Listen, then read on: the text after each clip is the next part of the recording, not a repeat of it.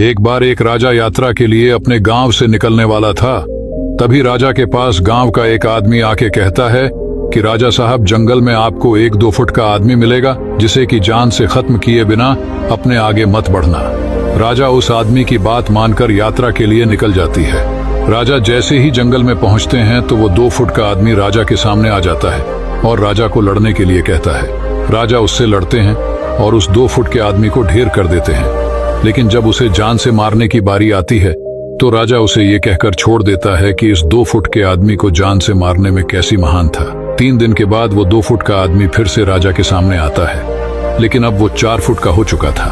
राजा उसे फिर ढेर कर देता है और फिर छोड़ देता है। 2 दिन के बाद फिर से वो आदमी राजा के सामने आता है, लेकिन अब वो 8 फुट का हो चुका था। लेकिन इस बार भी राजा उसे छोड़ देता है और इसी तरह राजा उसे छोड़ते जाता है और वो आदमी हर बार बड़ा होते जाता है।